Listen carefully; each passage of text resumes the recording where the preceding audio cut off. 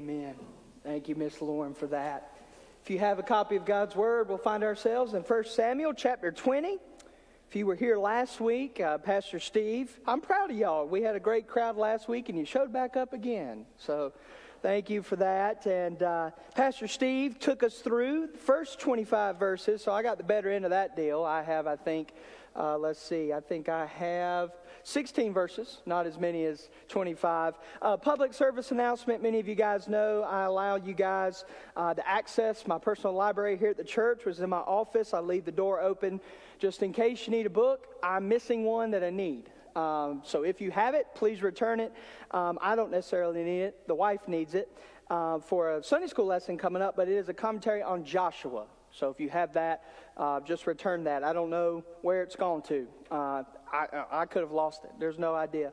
But if one of you used it, just bring it back by. So last week, Pastor Steve did a great job. If you didn't get to hear that message, I encourage you to do so. Hannah and I were cleaning the association office this past weekend. That's one thing that we do. And I was listening to your message, and I love your illustration about the pastor on the island. That was great. So I wrote that down and put that in my files. That was really funny. So that's not all I got out of it. I got a lot more out of it than that. But anyway, great job on that. And so tonight I want to talk to you on a sermon I've entitled, Loyalty Matters. Loyalty matters. In this narrative, we will see that loyalty does in fact matter as we look at lingering thoughts, lip lashing, and a loyalty that will last forever between David and Jonathan. Throughout the narrative that we have in 1 and 2 Samuel, we are given the fact that Saul cares nothing about others. And Saul doesn't even care about his children. We know from 2 weeks ago the situation with Michal. He got really upset at Michal. And in tonight's text, he actually tries to kill his son. And so there's an issue there as well. And so loyalty is out the window when it comes to Saul. There is no such thing as loyalty with Saul. It is non-existent. Even when it comes to his children. And as the author of the book of Samuel has done time and time again, he compares and he contrasts. And tonight, he actually contrasts Saul and his son Jonathan. A loyal man against a not loyal man. Tonight in our text is a great example that loyalty matters. And I will tell you, in our world today, loyalty is essentially non-existent.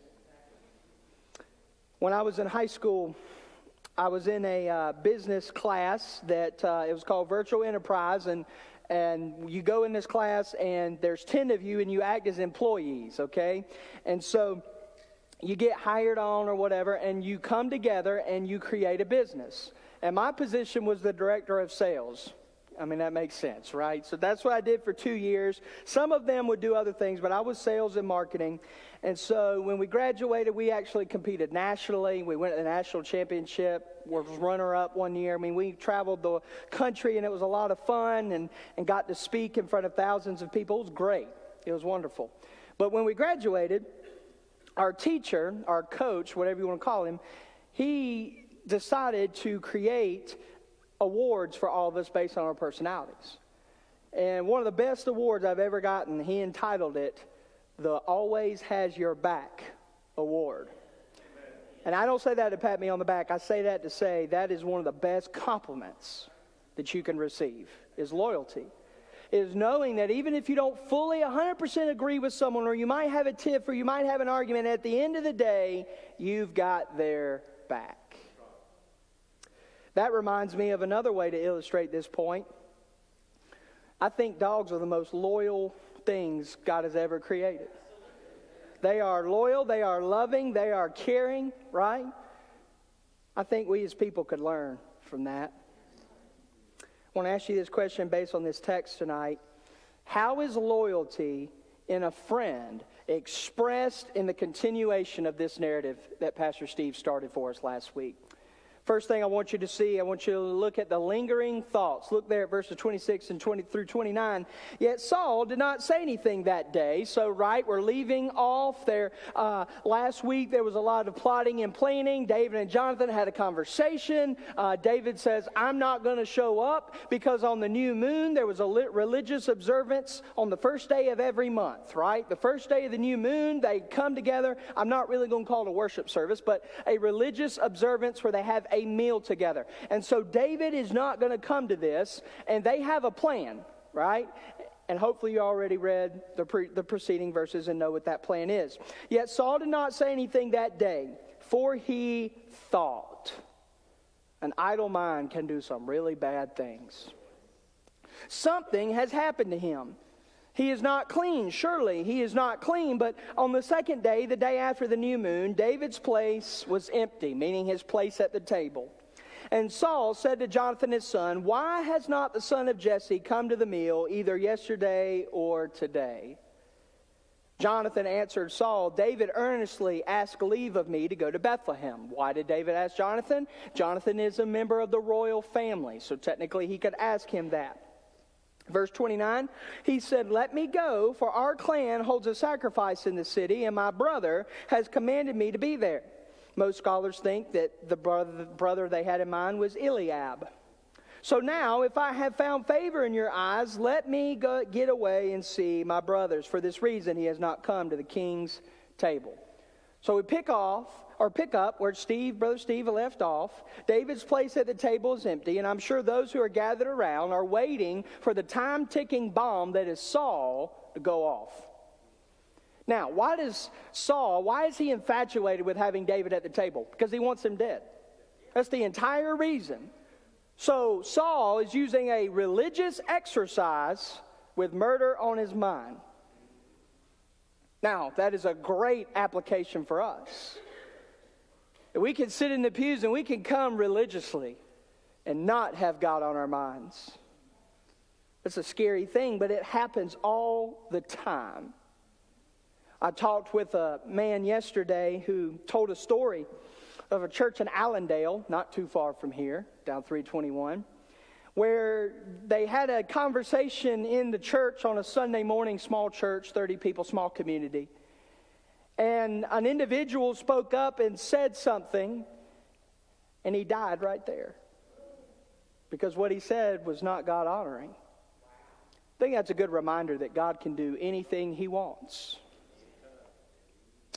What I see happening to Saul in these verses is that his thoughts are lingering and it starts to run wild. And if you and I are not careful, if we let thoughts linger long enough and don't do what Paul said in 2 Corinthians chapter 10, verse 5, which is take every thought captive. If we don't do that, we are going to put ourselves in a world of hurt.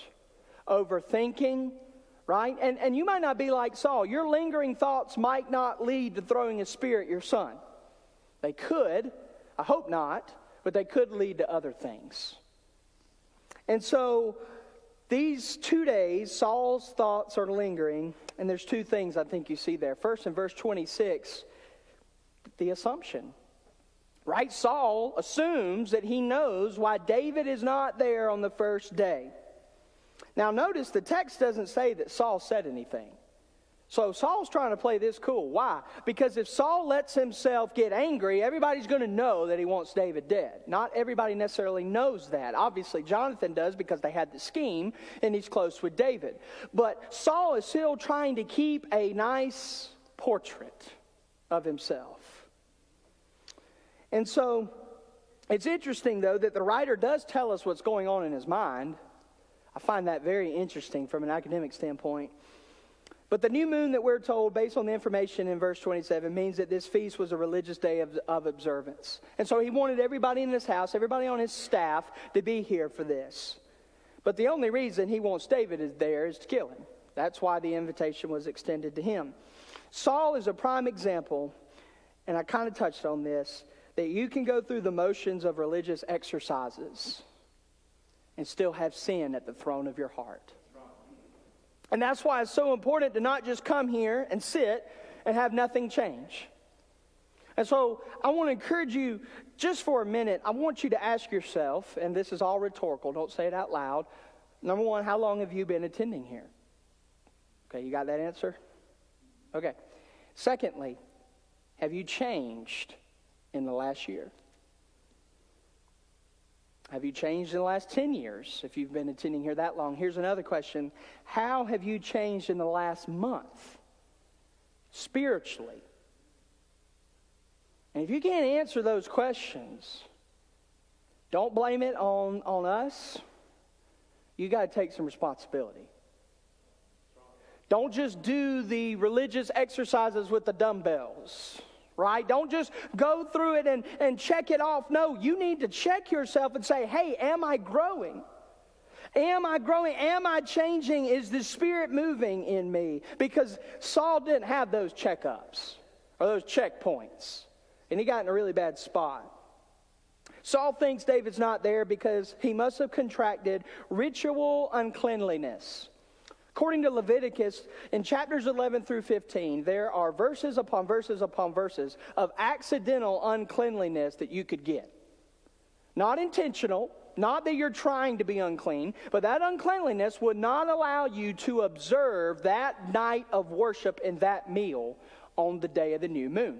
You could do so the following day, but you could not do so if you contracted unintentional uncleanliness. Isn't it interesting that people without loyalty always think it's somebody else's fault or somebody else did something? Saul doesn't think, oh, he's running from me because he knows I threw a spear at him. I mean, wouldn't that be the common sense thing? But that's the thing. Narcissists don't have common sense. They choose not to exercise it. You say, well, you just called Saul a narcissist. Yes, I did. But it's not just the narcissism, it's the fact that Saul's not saved. That's the main disease that Saul has here. Could he have some personality traits that are not good per se? Absolutely. But it all stems from sin that Saul has a huge problem with. Now, Saul knew David was a devout follower of God, which is one reason why he wanted him dead. But according to Leviticus 7:20 through 21, David could not participate in that religious exercise if he was not clean. Now you say, well, what did David do? Well, the Bible doesn't tell us, right? Because he wasn't unclean, right? He's hiding in a field. That's not why he attended. But the Bible does give us several odd reasons as to why somebody could become accidentally unclean. Let me give you some. In Leviticus 11:24, if you accidentally got bit by a forbidden insect, either bit or touched a forbidden insect, you could not participate. There's one. Here's another. Leviticus 11:38. Moist seeds, if you came in contact with a seed that had been in contact with a dead animal. Don't ask, I don't know. Leviticus 11:38. Leviticus 15:11. Another unclean person, if someone else touched an insect that was forbidden and then they touched you, you were unclean, right? And this is all in Leviticus. And then if you touch, according to Numbers 19, verses 14 through 16, if you touched a dead human corpse, you were unclean. And for some reason, there were some Jews who had fascinations with dead corpses. So that stems from Egyptian history when they were in Egypt. We don't have time to go all in that, but that was a huge problem. So that's what Saul thinks. Saul assumes that he's being a good church boy, that he's doing what he's supposed to do. Instead of looking at his own heart and realizing he's driving someone away to live in fear, he thinks they've done something. Now you see the absence, and that's the absence of David. But on the second day, the day after the new moon, David's place was empty. So it still happens. And so Saul looks at his son, because while Saul is crazy, I do think Saul is a smart individual. The reason I think Saul is a smart individual is because if you study this, he is a master manipulator. And so I think he has an idea here that Jonathan knows something that he does not know. So Saul has to throw that theory out, because on the second day, an unclean person who had contracted uncleanliness accidentally could come and worship on the second day of the ritual. They could do that on the second day. And so when he doesn't show, he realizes, well, it's not that. Something's happening here. And so on the day that David could eat the meal, he didn't come eat the meal. And as we saw last week, David knew that Saul would be alarmed by this. And in verse 27, Saul's going to look at his son Jonathan and ask where David is. Now, notice, this is the first time in Samuel, and it will never happen, or it will continue to happen, but Saul doesn't call David by his name. Look there, it says the son of Jesse. Saul will not call David by his name ever again in the text. What does that mean? A huge sign of disrespect. What it meant in the ancient culture, if someone would not call you by your name and called you the son of your parents, in this case, the son of Jesse, it meant that he was no longer worthy of his name in Saul's mind. So that would be like somebody coming up to me and saying, "You're the son of Bobby." And I'm just like, okay, you know what I mean? That we don't view that as a huge injustice in today's world. A lot of us would take it as a compliment. Well, you just like your daddy, or you just like your mom, and all of that. And that's fine. But here in the text, that was a big deal. So Saul's anger is already coming out way before this whole spear gets thrown. And so Saul had assumed the best of David the day before, but now his anger is being kindled. What is causing this? His lingering thoughts. You got to think he was probably stewing all night long. He was probably really mad all night long, and Jonathan's sleeping down the hall, and he's thinking, that boy knows something about this. That's how humans work, right? We don't let stuff go. So he's not letting this go. And so a contrast is visible in verses 28 through 29 when Jonathan uses David's name. Jonathan keeps using David's name in this conversation, and Saul does not. It's just son of Jesse. Lingering thoughts, when not dealt with, can lead to uncontrollable anger. You've got to tackle your thoughts. And so in response to Saul, Jonathan adds a little bit to the cover story. Back in 1 Samuel chapter 20, verse 6, that Pastor Steve preached on last week, David gave Jonathan the blueprint for what they're going to do. Because David's a smart guy too. I'm not saying Jonathan's not smart, but there's always the person who comes up with the plan and tells everybody what the plan is, right? I'm not that person in my family, but you know who those people are, right? And so David brings out the plan and says, this is what we're going to do. We're going to go in the field. You're going to grab a little boy. He's going to shoot the arrow. This means that. That means that. And this is how we're going to do this. And I'm sure Jonathan's sitting there like, this is a lot. Travel's involved. Details are involved. All of this. And then in 1 Samuel 26, if your father misses me at all, then say, David earnestly asked leave of me to run to Bethlehem, his city, for there's a yearly sacrifice there for all the clan. So the plan is that David went to a royal member of the family, being Jonathan, and asked to go on leave. Is essentially what happened. Now, that's not the case. This is a cover story, okay? This is a cover story in order to try to see if Saul really does want David dead. They're trying to figure this out. And Saul's response turns into, secondly tonight, in verses 30 through 34, a lip lashing. Saul uses some language here that is some of the strongest in the Bible, especially in the Hebrew text. He uses some language here that you and I would say, wow, that's pretty strong. An unhinged person who does not have a personal relationship with God is responsible for all sorts of angers and evils. Even people who claim Christ and go through religious rituals like Saul can say some pretty nasty things. The story that Jonathan gave was too close to the truth, and Saul starts to catch on here. Like I said, he'd been stewing all night. I feel certain that the whole time Jonathan was talking, that Saul's anger just boils and boils and boils. And you got to think this too. We're going to read in just a moment. But Saul is going to throw a spear at Jonathan, and a few chapters earlier, he threw his spear at David. Does this guy just have spears laying around so he can throw them when he gets mad? Because I don't know about you, but I might keep it safe, but he must have one there, and if you make me mad, I'm going to throw a spear at you. That's what I feel. That's what I feel with this guy. That's not theological, that's just my opinion, but that's just what it seems. First thing I want you to see out of 3 in verses 30 through 31 is there are some nasty words. Look at verse 31. Then Saul's anger was kindled against Jonathan. That word kindled in the Hebrew is really strong.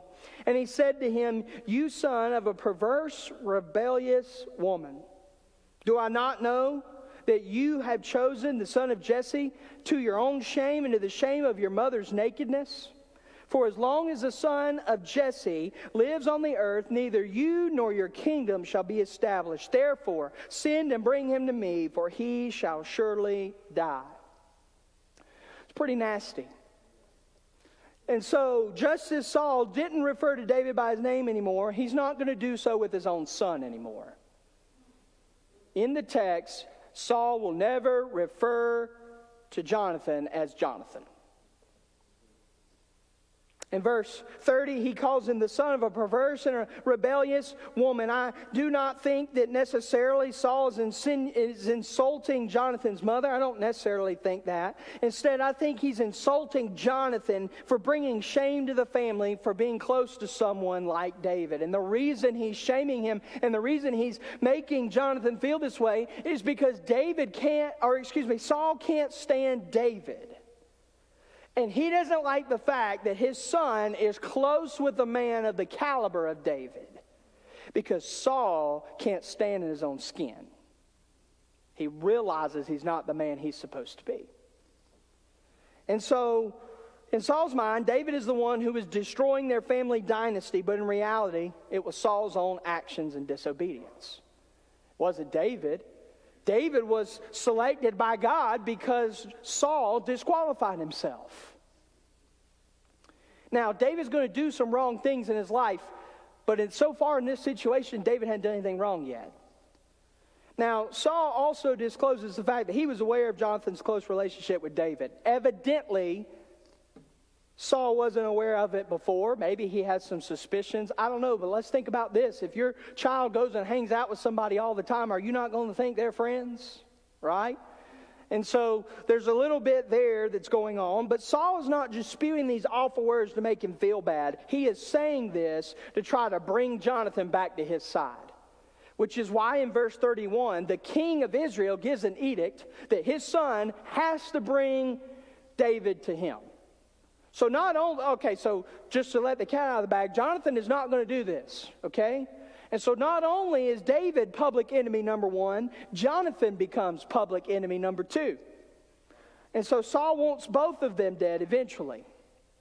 So what does Saul use to try to get Jonathan back on his side? 3 things: shame, guilt, and greed.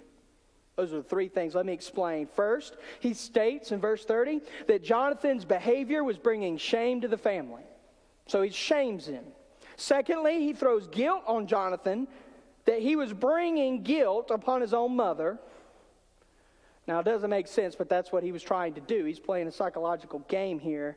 And then thirdly, he brings up greed by telling him, you do realize you're not going to be king because of your best friend.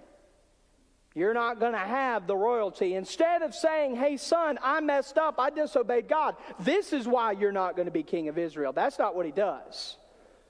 He tries to reverse in his mind that David is the enemy so that he can get Jonathan on his side to try and help him accomplish the goal that he has of killing David. And if you don't think Saul's a killer, all these names. If you don't think Saul's a killer, several chapters later, he's going to kill a bunch of innocent priests. I think you've got that next week. And so, in verse 31, Saul gives this edict, he gives this order. And here's the thing about Jonathan that brings out this loyalty that is so unprecedented. All of this is being said of him. You know that Saul's probably trying to turn his own family against him, against Jonathan. And Jonathan resisted the urges and defended David. And he defends David by what he says in verse 32. Before we get there, you and I might be tempted to ask the question, why was Jonathan not loyal to his own family? I think that's a valid question. And here's how I would answer that. I believe he grew up, Jonathan did, seeing just how evil and unpredictable his father was. And that he was not a God-honoring person. as I have said throughout this entire series, your kids will find out who you really are one day. And I think Jonathan found that out. Second thing, there's a needed truth. Jonathan wants to know the honest truth. Look there in verse 32. Then Jonathan answers Saul his father. Now what he's about to say here is really bold. This is why he gets a spear thrown at him, because of how bold this was. Why should he be put to death? What has he done? Jonathan asks two questions. Why should he be put to death? And what has he done? Now, what Jonathan is actually asking here is a theological accountability question.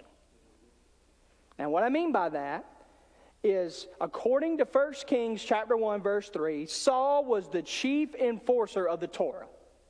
It was Saul's job to make sure the people in the kingdom followed the rules and the laws of the Torah.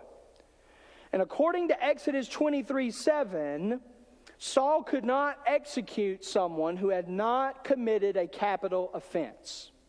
The king of Israel could not kill someone if it was not a capital offense, according to Exodus 23:7. So Jonathan is asking this question, what has he done? Why should he be put to death? Because he is asking his dad, why are you not following the Torah?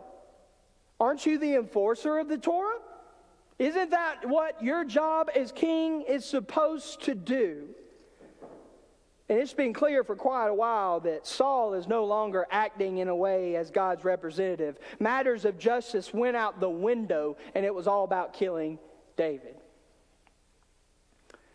And so in verses 33 through 34, he has a near-death experience.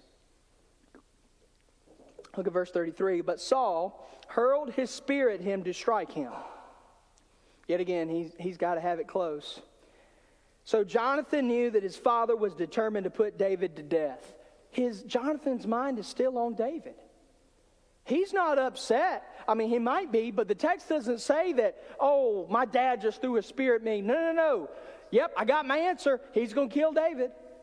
I've got to get back to David. He's made it clear violence is what he's going to choose. Wouldn't it be easy for somebody like Jonathan to do what a lot of us, quote unquote, adults do? Sulk and pout when we don't get our way. Would it not be easy for Jonathan to say, well, I'm not going to go out the field because my dad's going to send people after me because he wants David's location. So I'm just going to stay home. I'm going to feel really bad for myself. Contrary to popular belief, sulking and pouting is not a good thing. And I do it too. We all do it. But that doesn't make it right. Saul doesn't know how to deal with his feelings and his emotions, which is why he constantly and consistently resorts to extreme violence. Look at verse 34.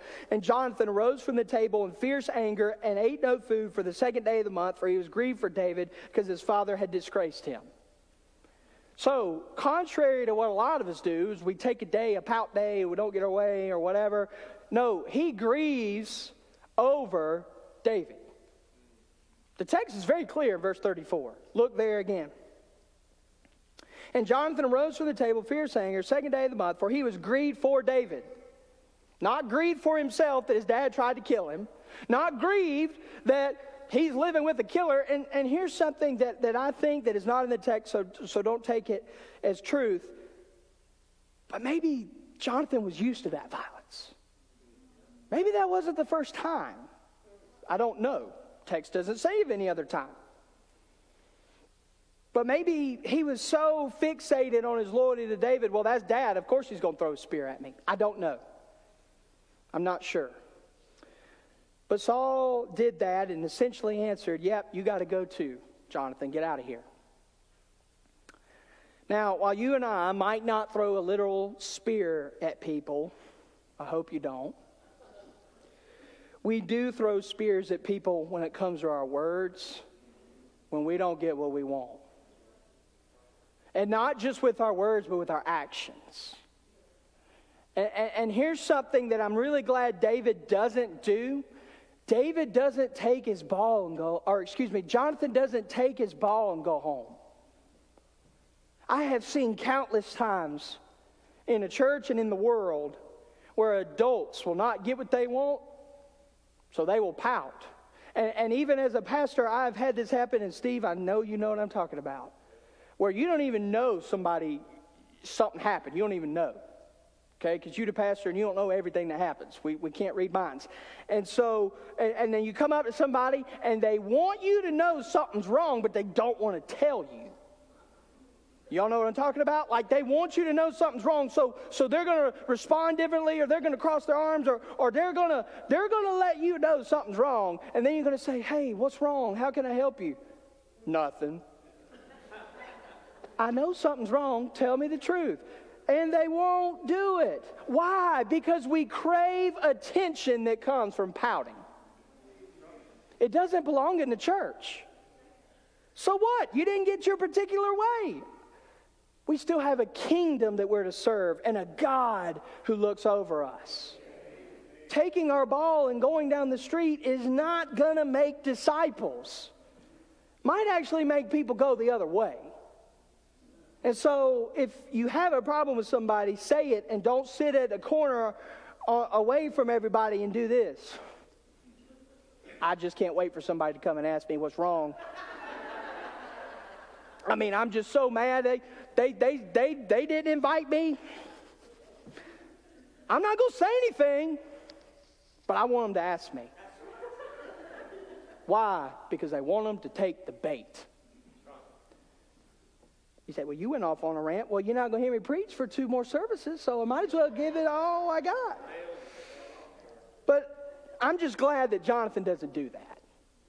And I think if anybody had an excuse to do that, Jonathan would have had the excuse to say, yeah, David, bro, you on your own. I've got my own problems.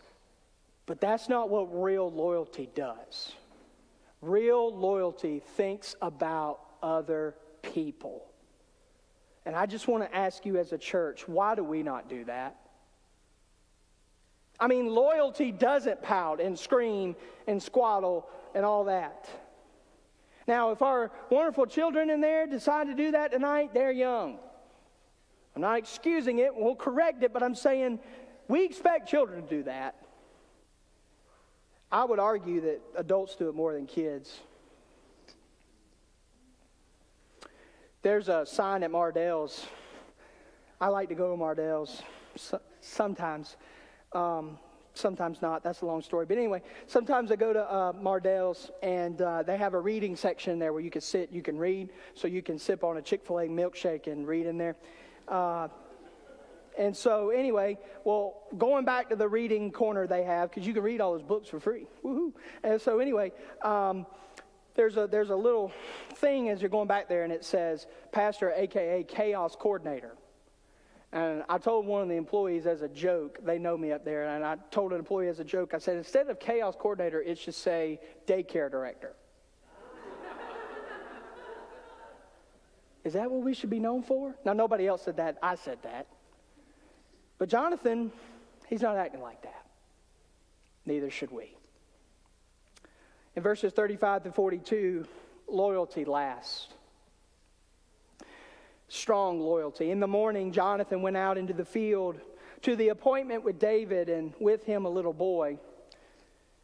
And he said to his boy, run and find the arrows that I shoot.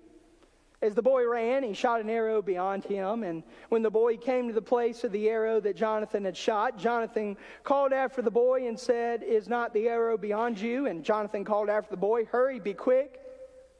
Do not stay. There's a double meaning there. Not only is he saying that to the boy with the arrows, he is letting David know clearly that you need to go. You need to run. Saul is coming after you. So Jonathan's boy gathered up the arrows and came to his master. Verse 39, but the boy knew nothing, only Jonathan and David knew the matter. And Jonathan gave his weapons to his boy and said to him, go and carry them to the city. Verse 41, and as soon as the boy had gone, David rose from beside the stone heap and fell on his face to the ground and bowed 3 times. And they kissed one another and wept with one another, David weeping the most. Then Jonathan said to David, go in peace, because we have sworn both of us in the name of the Lord, saying, the Lord shall be between me and you, and between my offspring and your offspring forever. And he rose and departed, and Jonathan went into the city. And that is something that David is going to keep. And we'll see that sometime in the future whenever we get to 2 Samuel with Mephibosheth, and we'll look at all of that. And so Jonathan is going to fulfill his commitment. He goes to deliver, and let me tell you something, delivering bad news is hard enough. Delivering bad news to your best friend is tragic, but he still goes through with this. Two things. I want you to see the method there in verses 35 through 34, the method that they had previously agreed upon. As y'all looked at last week, it was executed. And like I said in verse 38, those words, hurry, be quick, do not stay. It's a very clear indication of letting David know what's going on. David's hiding in the field. The boy was oblivious to this. But then in verses 41 through 42, the meeting that occurs between the two. This is the next to last time that Jonathan and David will be face to face. Only one more time will they be able to see each other. They don't know that yet. But it seems like they know it based on what they say to each other. Jumping away from the previously agreed upon script, this wasn't in the script, that Jonathan was to drop his weapons because his dad had just told him that David was the main person who wanted their family dead. That's what Saul said earlier. So Jonathan drops his weapon, sends the boy on because he wants a moment with his best friend. Now, let me address something that is said in liberal circles, theological circles. There are people, and I don't even want to mention this, but you guys do know June is Pride Month for the LGBTQ, and that's very, very, very, very, very sad. Sin is celebrated in our country. And so there are people in that community who use this verse to try to insinuate that David was homosexual. Let me go ahead and address that. He was not. Okay? In that culture, yes, I understand the word kissing is found there. You know who else kissed somebody? Judas kissed Jesus, okay? It does not mean kissing in the way that people view it today. It means they kiss on the cheek. You go to France, they're going to kiss you on the cheek. It is still used in some cultures today. This is not an indication of homosexuality. Now, there are a lot of other passages that they will use to try to incriminate David, but I just want to address that. That is not what that means. And so in this empty field, they meet together, they embrace each other, and something really interesting happens. David bows before Jonathan 3 times. This is the most time in any or all scripture verses. This is the greatest number of times that anyone in the Bible has bowed to someone in one single encounter. This encounter seems to show that both of them knew that they would never be allowed to enjoy an easy and informal camaraderie. Their friendship, they knew it. And why was their friendship over? Because of a crazy man who now wants them both dead. And as I mentioned before, this would end up being the next last time that they will ever see each other. Loyalty clearly matters. Loyalty first and foremost to God. Loyalty to the inerrancy of Scripture. Loyalty to Christian friends. Loyalty to family. Loyalty to the bride of Christ. Loyal to the men of God. Loyal to the servants of the church. I want to ask you rhetorically, are you a loyal person? And secondly, are you a Jonathan or are you a Saul? Father, we thank you, Lord, for your word.